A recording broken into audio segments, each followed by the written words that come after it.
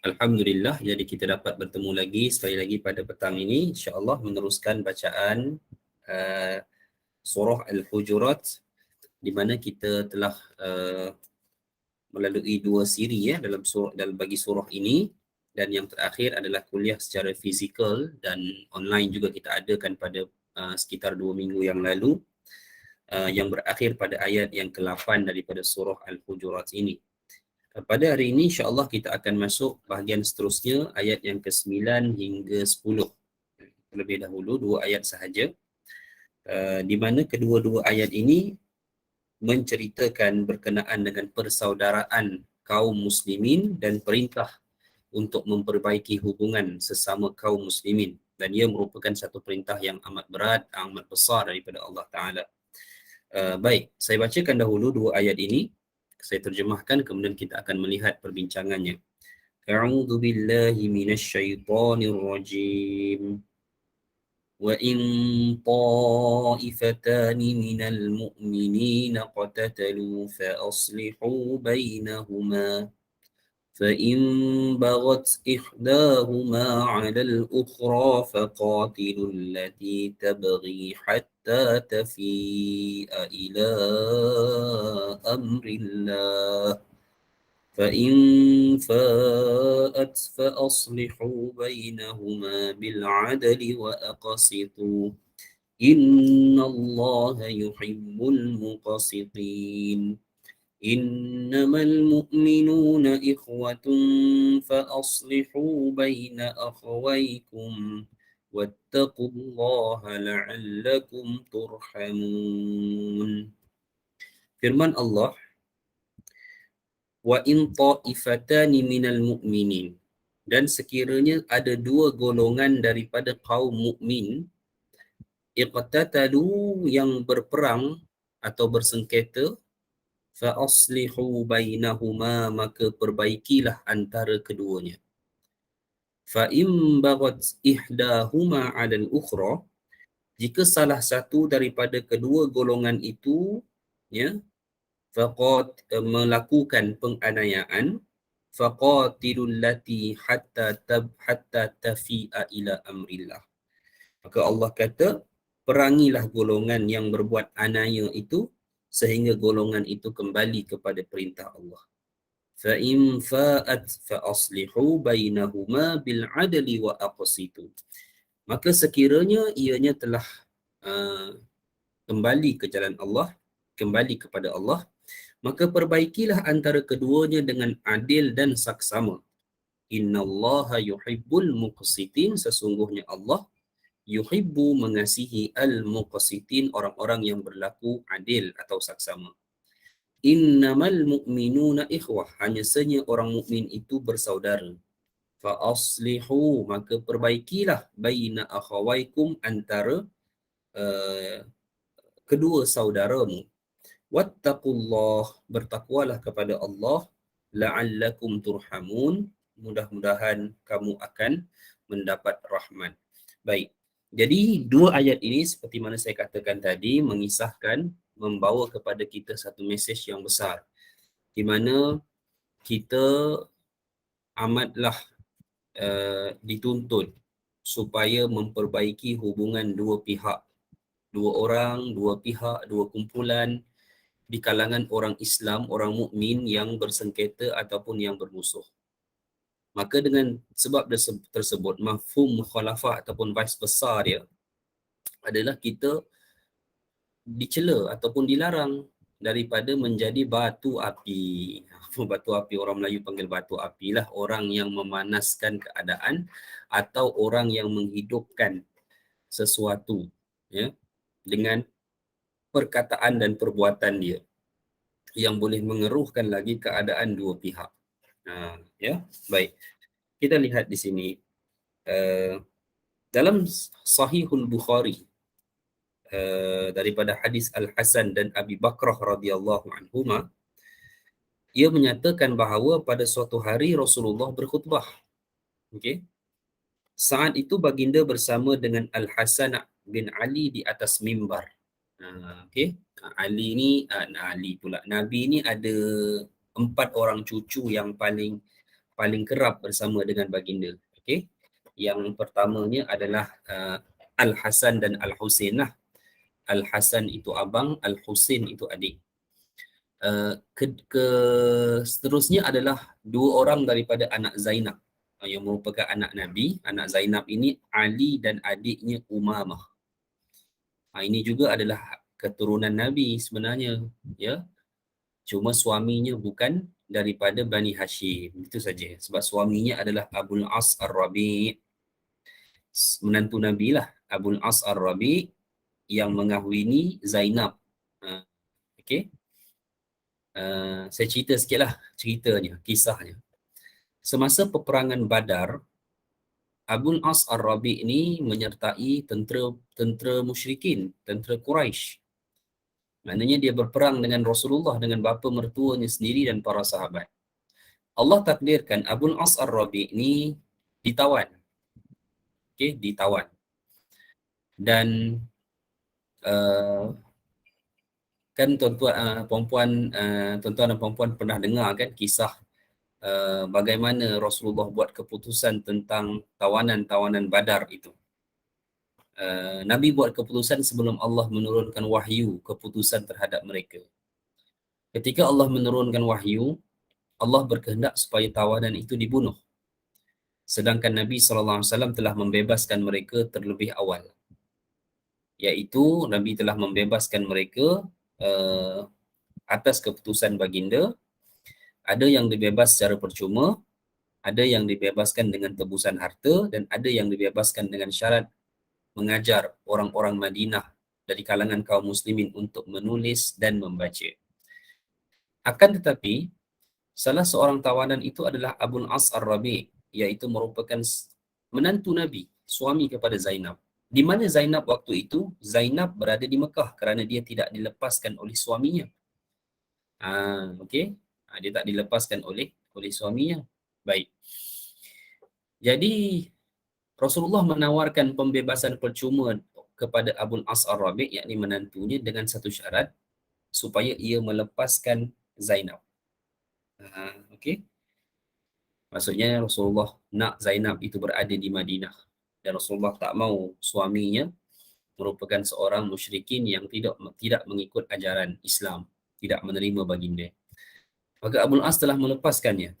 Ini sejarahnya lah, sirahnya. Abul As telah melepaskan Zainab, dan Zainab dilepaskan bebas untuk pergi ke Madinah, menetap bersama dengan Rasulullah dan juga adik-beradiknya yang lain. Ini kisahnya.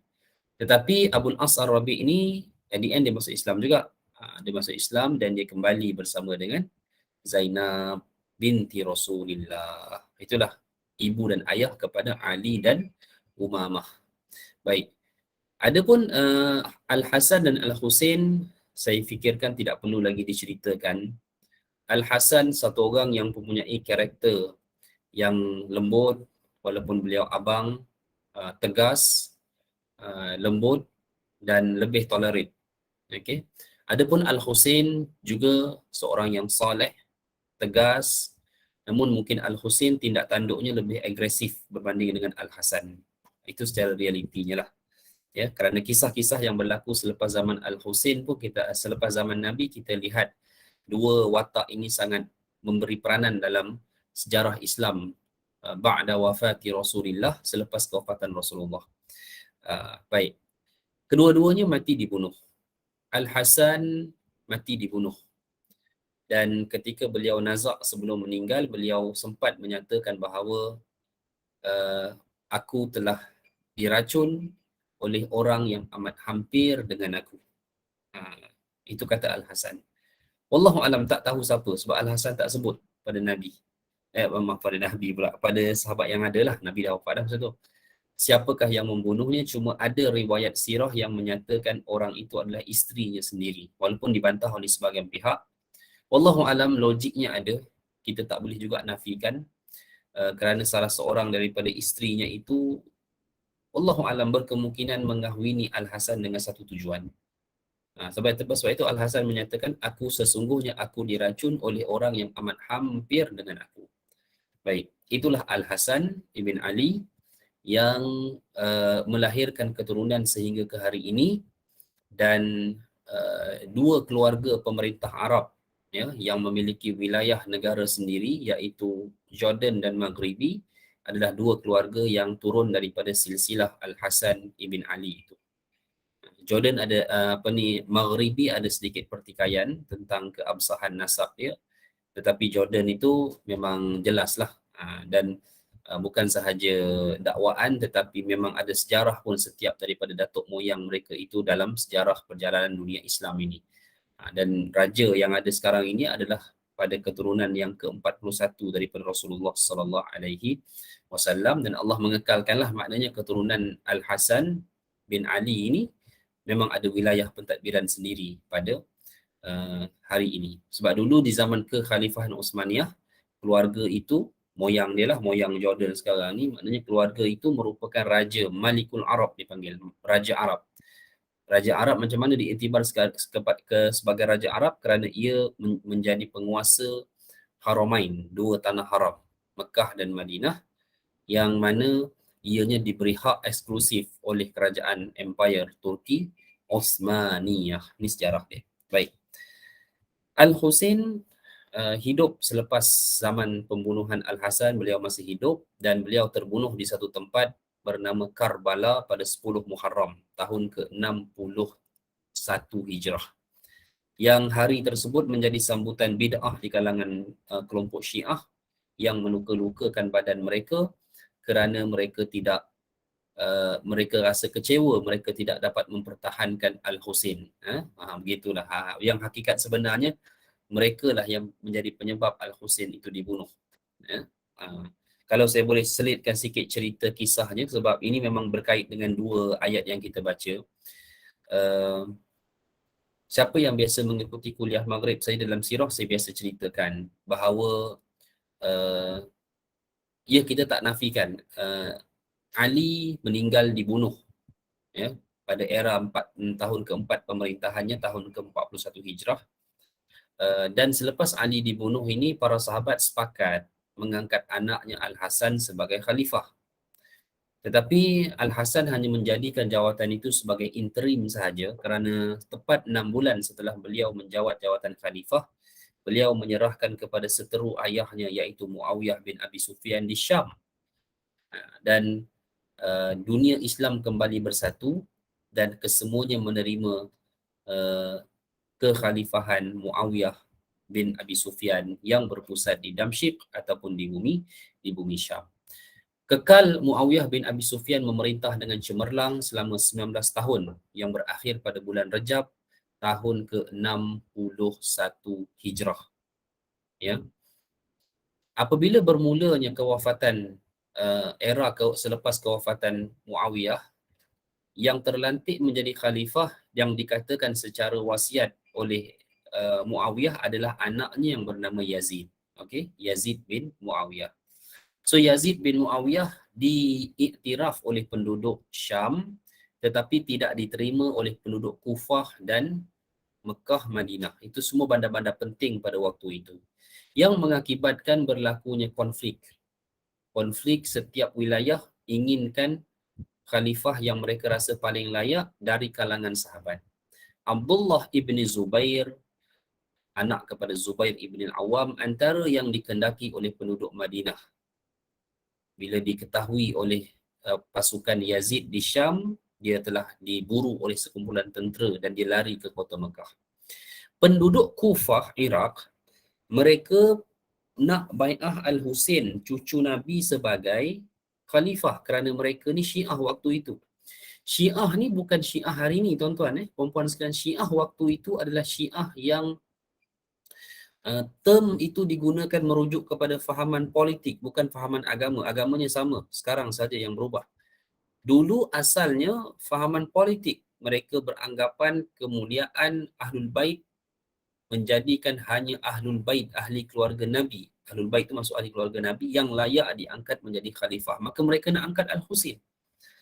Okey, baik. Perempuan kena follow cerita ni, jangan ngantuk, jangan tidur. Ni cerita kisah ni.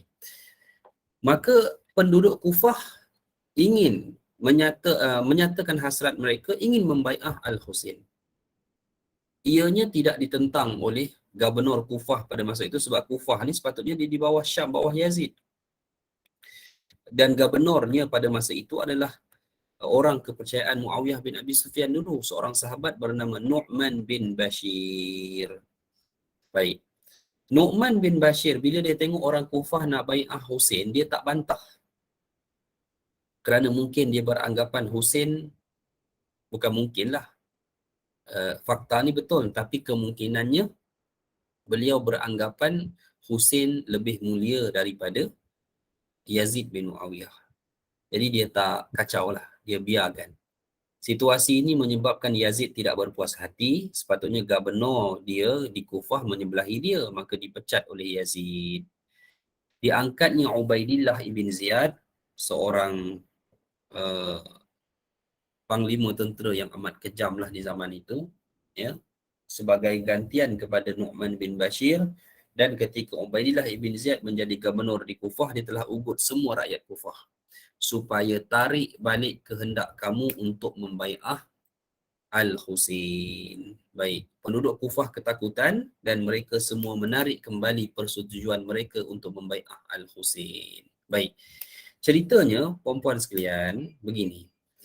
Ketika mana Ubaidillah ibn Ziyad sampai, dia ugut orang Kufah tarik balik semua kehendak mereka untuk membai'ah Husain. Pada waktu itu, wakil Husain telah berada di Kufah untuk membuat persiapan dan mengesahkan persetujuan orang Kufah ingin membai'ah Al-Husain. Al-Husain masih di Mekah waktu itu.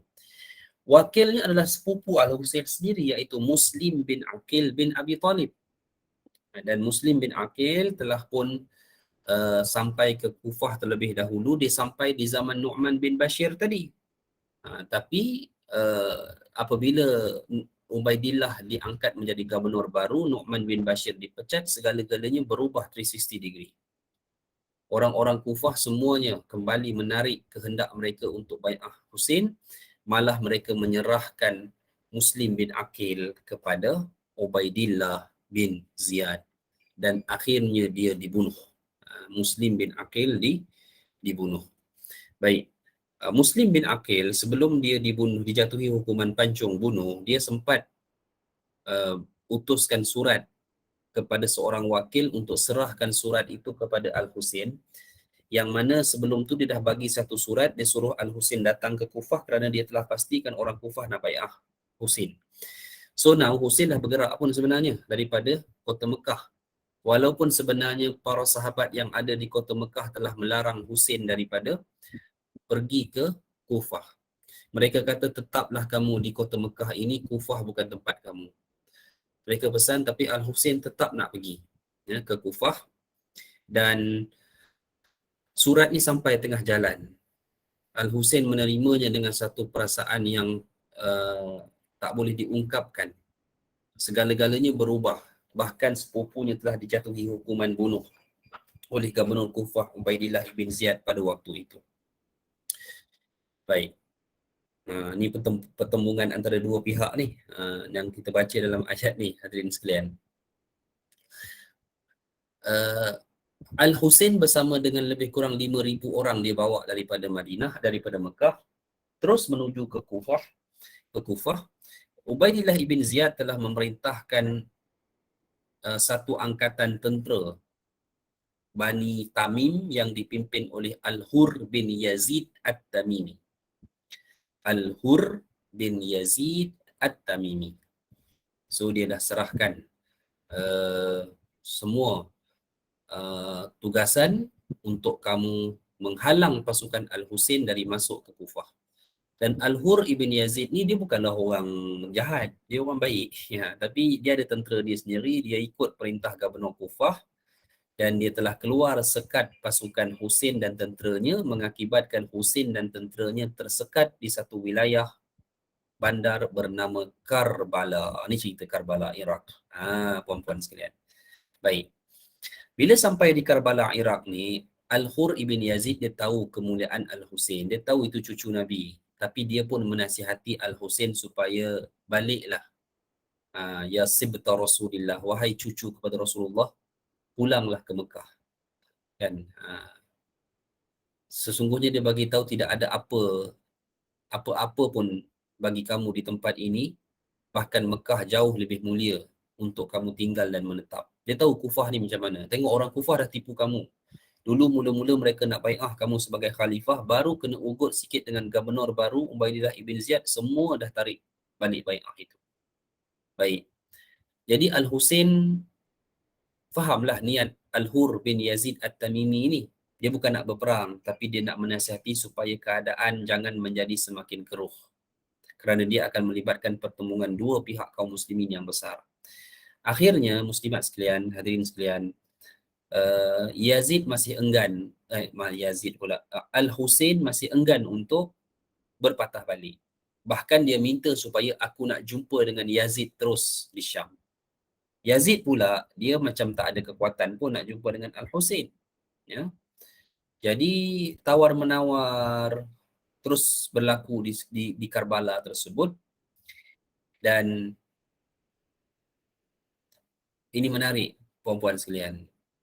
Masing-masing berkubu di Karbala itu. Kerana persetujuan masih belum dicapai.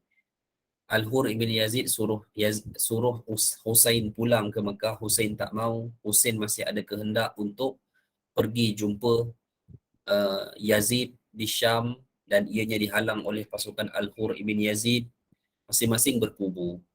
Masing-masing melakukan provokasi asalkan setiap kali masuk waktu mereka, kedua-dua pihak akan mewakilkan salah seorang dari mereka untuk melaungkan azan. Azan tetap satu.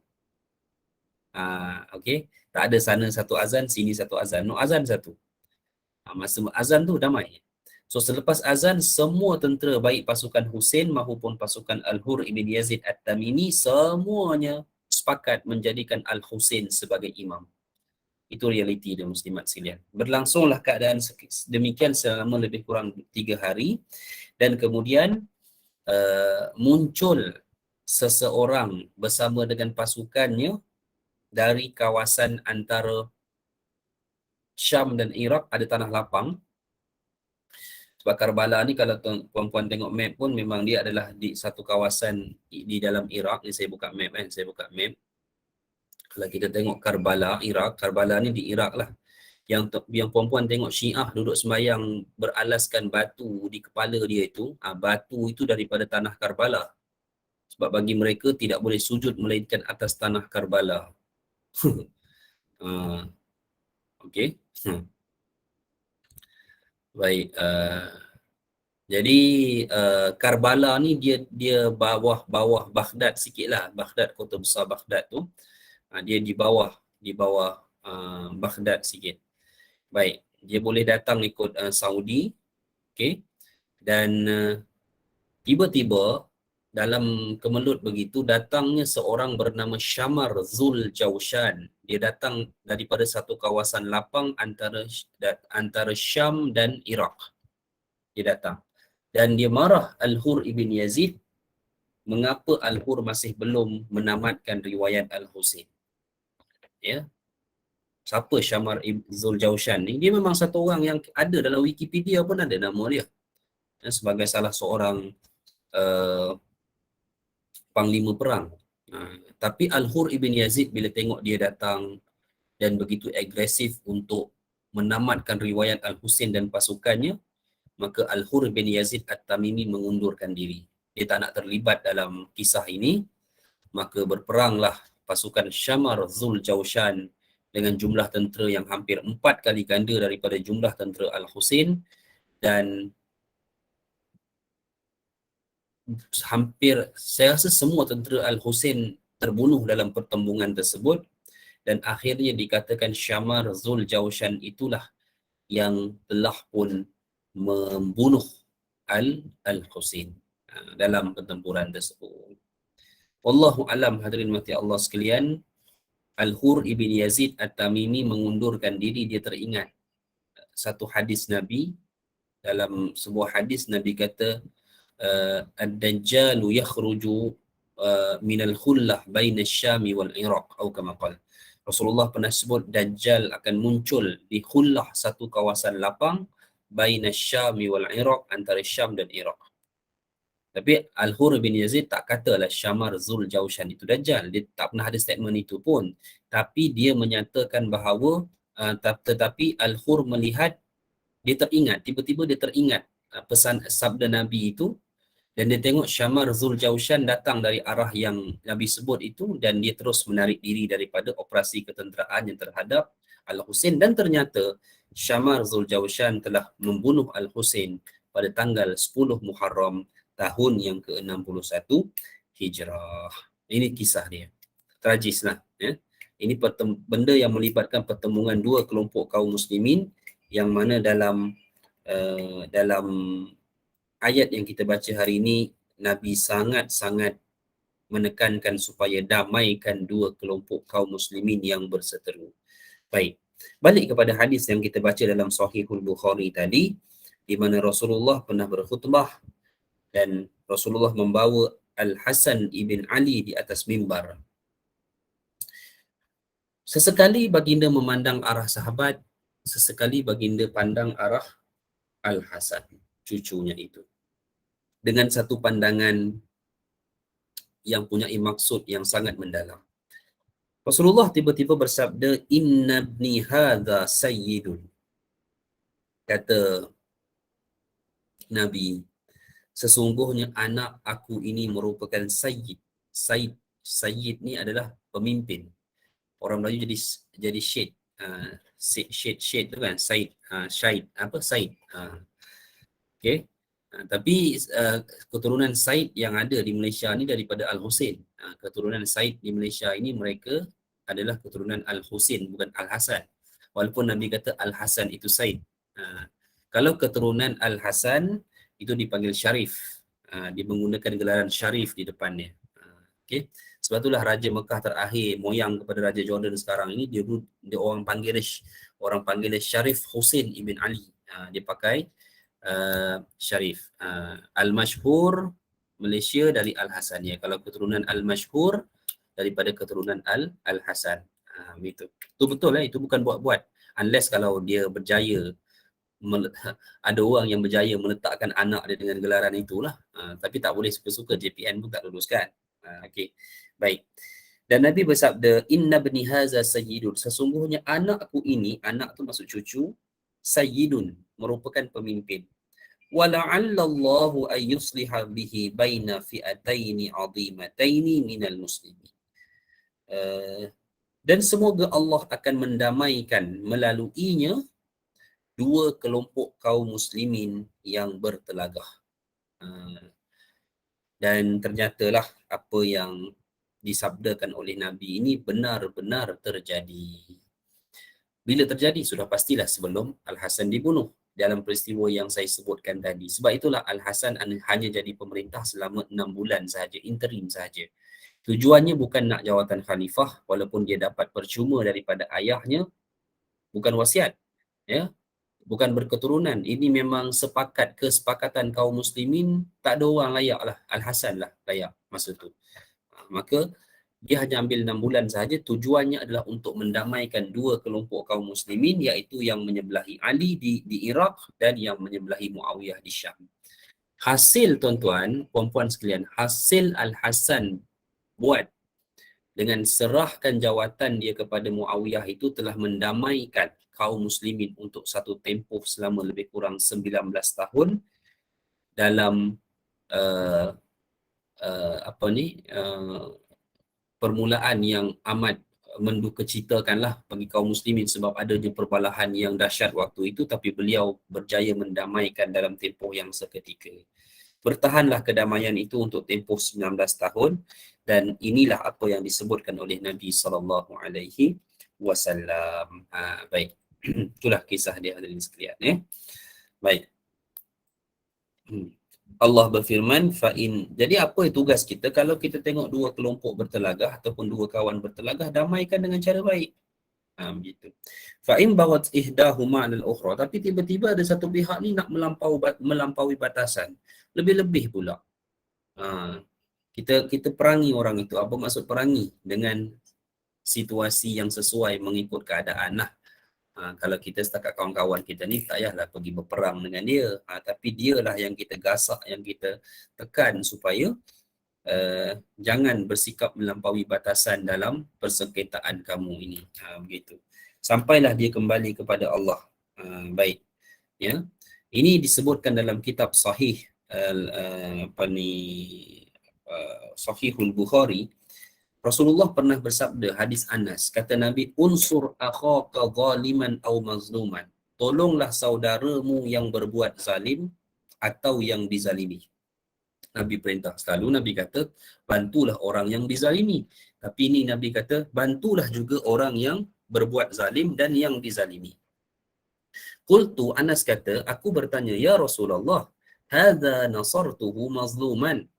Kalau kamu katakan menolong orang yang dizalimi, ni kami tahulah, memang kami buat pun. Fakaifa ansuruhu zaliman. Tapi macam mana maksud menolong orang yang zalim? Qala, kata Nabi, tamna'uhu minadh-dhulmi fadhaka nasru iyyahu, kata Nabi. Macam mana kamu nak bantu orang yang sedang buat zalim? Tegah dia daripada terus melakukan kezaliman, demikianlah kamu membantu dia, yakni kamu membantu dia menyelamatkan diri dia. Begitu. Bila kita tengok orang dah buat zalim kat orang, patutnya kita tolong, bagi tahu jangan buat macam ni. Teruklah kita ni kalau kita duk main sibah minyak lagi kan. Tiba-tiba ada satu orang zalim, dia buat kezaliman kepada seteru kita. Apa sikap kita pada masa itu? Seteru kita tu yang kena zalim tu, adakah kita nak jadi supporter dia? Ataupun orang yang semakin menghidupkan perseteruan? Tak, nasihatilah, jangan buat zalim. Orang yang kamu zalimi tu, dia pernah zalimi aku. Dia jadi seteru aku.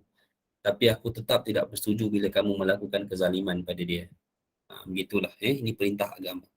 Hadirin sekalian, Sa'id ibn Jubair menyebutkan, seorang sahabat, bahawa dahulu kabilah Aus penduduk Madinah dan Khazraj sering terlibat perang dengan menggunakan pelepah pohon kurma dan sandal. Kemudian Allah menurunkan ayat ini untuk memerintahkan keduanya berdamai. Aus dan Khazraj ini penduduk asli Madinah, orang Arab Madinah, yang dikucar-kacirkan, diperseterukan antara keduanya oleh kelompok Yahudi. Kerana Yahudi inginkan kota Madinah untuk menyambut Nabi yang dijanjikan dalam kitab mereka. Jadinya berperanglah, berseterulah Aus dan Khazraj ini secara tidak sedar, yang mana mereka telah pun dimanipulasi atau dikuasai oleh kelompok Yahudi yang ada di negeri mereka. Makanya, muslimat sekalian, perseteruan antara Aus dan Khazraj ni dah jadi benda yang, sebab dia dah ratus tahun berseteru. Yahudi buat kerja, tengok mereka buat kerja. Kan? Itu memang betul-betul agenda Yahudi lah pada masa itu. Sebab kan dah beratus tahun ni, saya ingat budak Aus lahir dalam buai, dia dah cakap dah nanti besar kamu lawan dengan Khazraj. Macam tu lah. Macam orang Jawa dengan Banjar dululah. Ya. Saya boleh cakap dah sebab saya Jawa. Saya daripada kecil, kalau di kampung saya tu, sentimen dia Banjar jahat. Saya tak tahu kenapa. Kan? Dengan kawan dengan orang Banjar. Sampai kita kecil-kecil tu pada orang cakap, kamu nanti dah besar jangan kahwin dengan orang Banjar. Walaupun cantik-cantik, putih-putih, kita pun termenung apa cerita kahwin, kita tak faham apa pun. Sentimen. Saya tak tahu pasal apa, mungkin ada sejarahnya, tapi kita tak pernah lah nak adapt benda-benda betul semua. Kita pun tak tahu orang ni apa bangsa dia pun sekalipun. Kan? Baik. Jadi, dah biasa bergaduh. Sampai kalau Aus dan Khazraj ni tak bergaduh, agaknya demam kot pada masa itu. Sebab itulah sampai mereka pernah perang, gaduh, main libas pelepah tamar, baling kurma, ya, main tampar muka pakai sandal pun jadi. Sampai ke tahap itu. Dan Allah turunkan ayat ini untuk mendamaikan antara keduanya. Baik. Ini ada satu kisah yang dibawakan oleh As-Suddi, hadirin sekalian. Ada satu orang dari kalangan Ansar bernama Imran yang memiliki isteri bernama Ummu Zaid. Perempuan jangan tidur ya, dengar baik-baik ni, cerita ni seronok ni. Cerita ni kes kuliah online ni kan, macam-macam ceritanya. Baik. Satu orang bernama Imran, dia ada isteri nama Ummu Zaid. Isterinya ingin mengunjungi kerabatnya, saudaranya, tetapi suaminya mencegah dan menempatkannya di sebuah ruangan yang tinggi miliknya, dikurung. Ia tidak boleh dikunjungi oleh kerabatnya. Tak tahu jenis apa suami tak bagi isteri jumpa saudara mara. Baik. Akhirnya isteri memerintahkan suruhannya, dia ada satu orang budak lah, hamba, ya, untuk menemui keluarganya. Kabilah si isteri pun bila dapat cerita ni, dapat tahu yang Ummu Zaid ni dah dikurung oleh suami, dia tak bagi jumpa keluarga, ya, maka kabilah dia pun datang dan menurunkan dan beliau daripada ruang tinggi tersebut dengan maksud tujuan untuk membawa pulang. Keluarga dia datang bawa angkatan gangster kabilah dia datang, diturunkan daripada bilik tinggi tu, daripada kurungan, diambil bawa balik terus. Baik.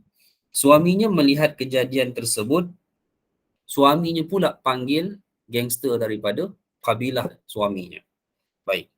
Akhirnya keluarga sepupunya pun datang untuk menghadang keluarga si isteri agar tidak membawa pulang Ummu Zaid, bawa lari daripada Imran suaminya tadi. Maka terjadilah perkelahian sengit di kedua belah pihak, yang diriwayatkan mereka saling membaling kasut-kasut terompah kayu yang mereka bawa, yang mereka pakai. Lalu turunlah ayat ini berkenaan dengan peristiwa tersebut. Ya, ianya berlaku semasa zaman dah Islam lah, sebab turun ayat Quran kan. Rasulullah mengirimkan utusan untuk mendamaikan kedua-dua belah pihak, ya. Akhirnya kedua belah pihak pun sepakat untuk kembali kepada perintah Allah Ta'ala. Baik hadirin mati Allah sekalian, masih ada lagi beberapa hadis yang kita nak bahaskan dalam bab ini, tapi saya rasa mungkin saya sambung minggu depan. Okey. Saya nak sebut satu sahaja dalam tak saya tambahan lah, dalam ni tak ada lah, tapi saya tambahan dalam riwayat Al-Bukhari ada satu bab tentang sahabat menggantikan Nabi sebagai imam. Okey, bagi satu solat, tak silap saya solat Zuhur. Masa tu Bilal azan macam biasa, tapi tak, iqamah tidak dilaungkan. Kenapa? Kerana tengok Nabi tak ada. Adalah satu perkara yang amat pelik bila Nabi, sahabat tahu Nabi tidak musafir, tapi Nabi tak muncul waktu solat di kota Madinah, di masjid Nabi. Ini tahap Nabi lah, jaga kan ibadah tu. Tunggu, Bilal dapat green light daripada Abu Bakar supaya kita teruskanlah solat, dan Abu Bakar menjadi imam. Semasa solat sedang dijalankan, Rasulullah pulang. Bila Rasulullah pulang, orang perasan Rasulullah datang dan mereka memberi laluan, mencuit, tanpa bercakap lah, tapi mereka cuit orang depan supaya bagi laluan sebab Rasulullah dah datang. Akhirnya Rasulullah masuk di bahagian saf belakang tu, sampailah Rasulullah sampai ke saf yang ke depan, paling depan sekali. Dan kisah dan ceritanya, akhirnya Abu Bakar pun tahu Rasulullah dah sampai. Ketika sedang beliau menjadi imam, beliau berundur ke belakang. Rasulullah tolak balik beliau ke depan untuk meneruskan tugasnya sebagai imam. Beliau undur balik ke belakang, dan Rasulullah mara menggantikan Abu Bakar sebagai imam. Ini cerita dia. Cuma Rasulullah tegurlah Abu Bakar, kenapa kamu tak teruskan sedangkan aku telah perintahkan kamu untuk meneruskan mengimamkan solat ini?